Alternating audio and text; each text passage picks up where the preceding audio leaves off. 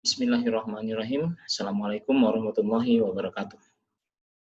Terima kasih saya ucapkan kepada Profesor Dr. Hajah Nunung Nur Afiah, SE, MS, AKCE, selaku Ketua Tim Promotor.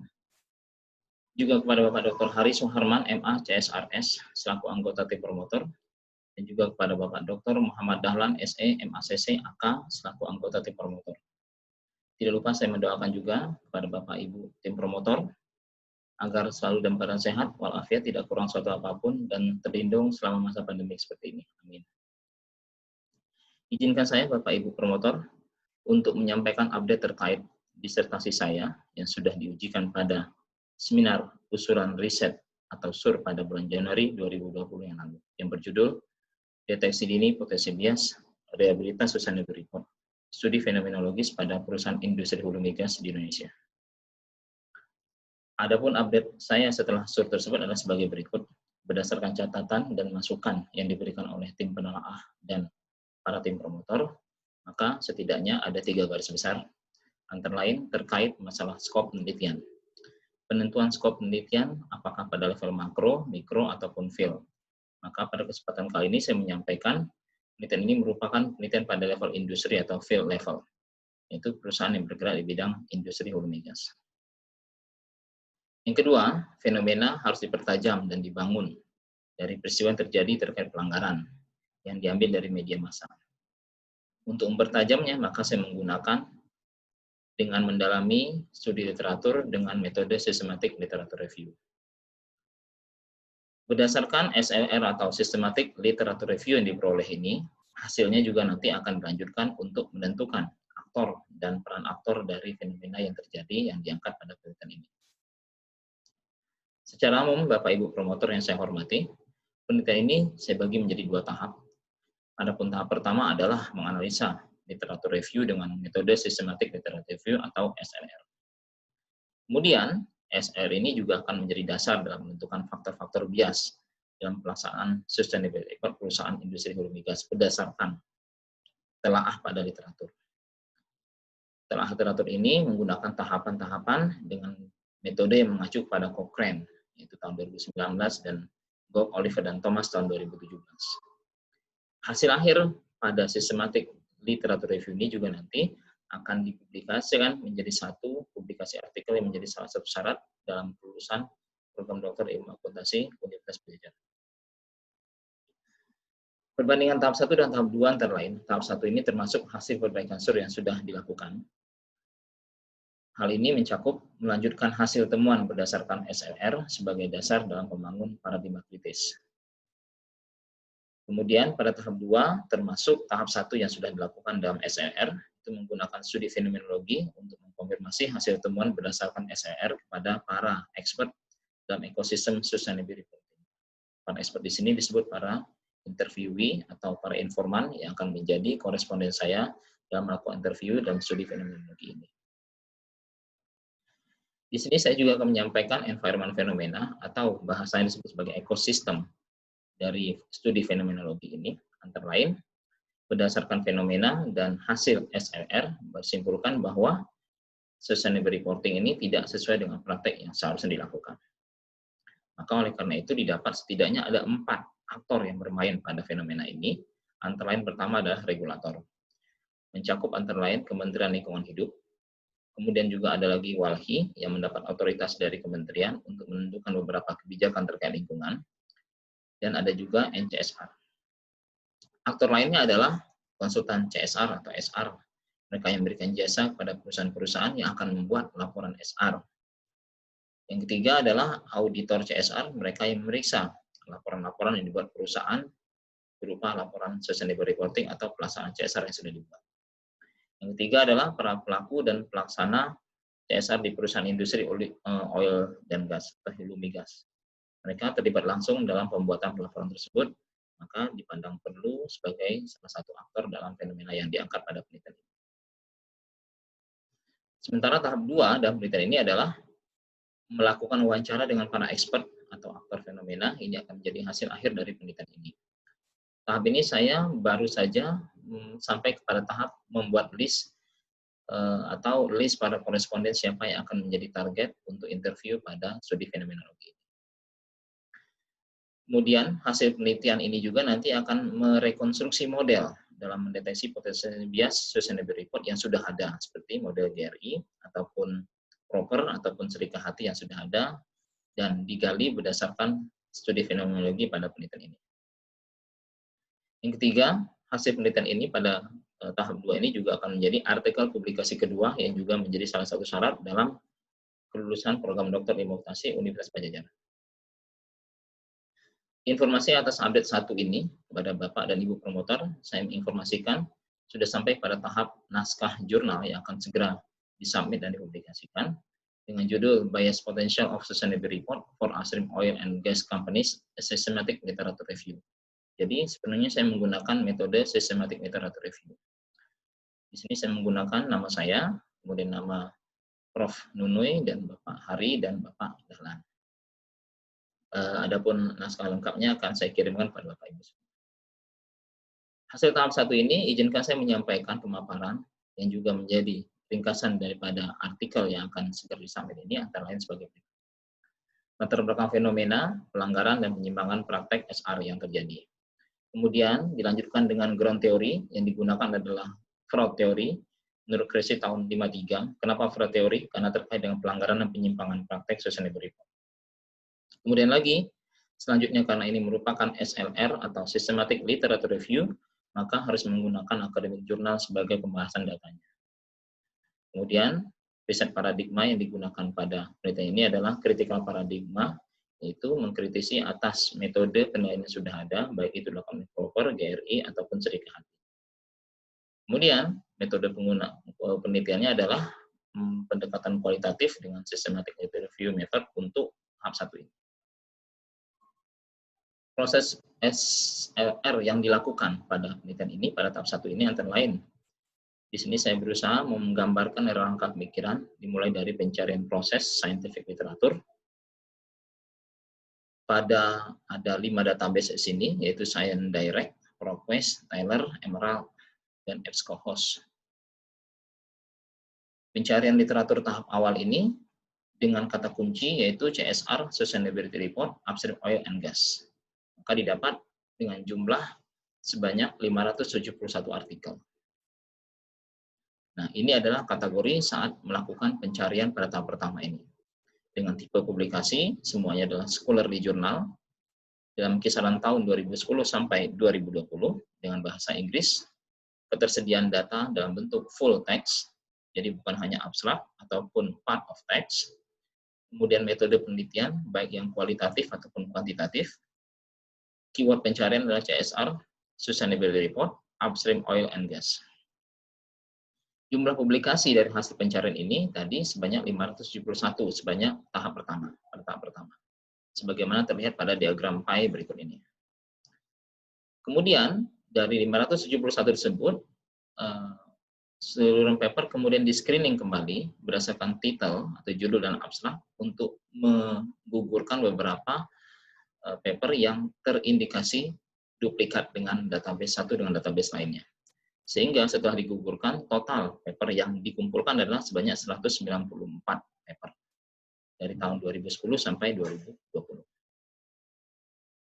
Sementara jumlah publikasi per tahun setelah proses screening tersebut dilakukan dapat dilihat pada diagram berikut ini. Warna biru adalah untuk database Science Direct, sementara warna kuning untuk ProQuest, kemudian Taylor Francis warna abu-abu, Emerald adalah warna kuning, dan terakhir adalah EBSCOhost warna biru. Nah, maka dapat terlihat di sini artikel terbanyak adalah sebanyak 28 artikel berasal pada tahun 2019.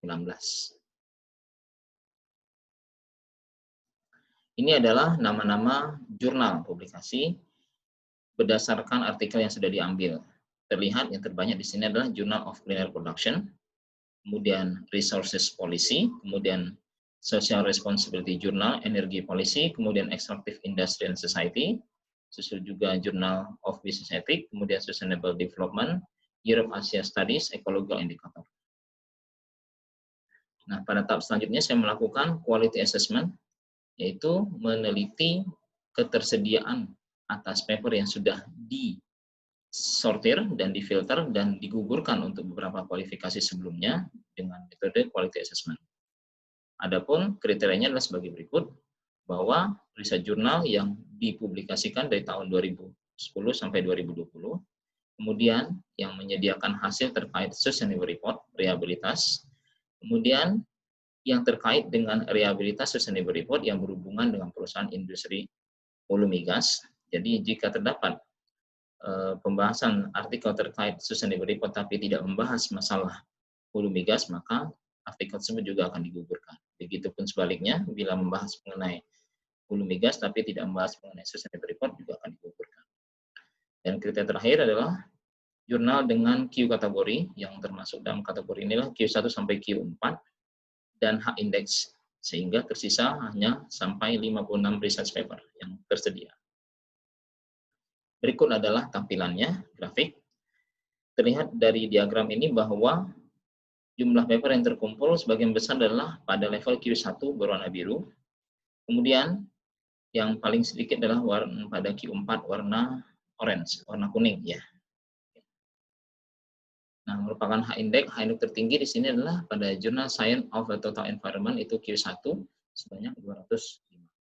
Disusul juga Energy Policy tahun 178, kemudian International Journal of Production Economic 155, dan Journal of Colonial Production 150.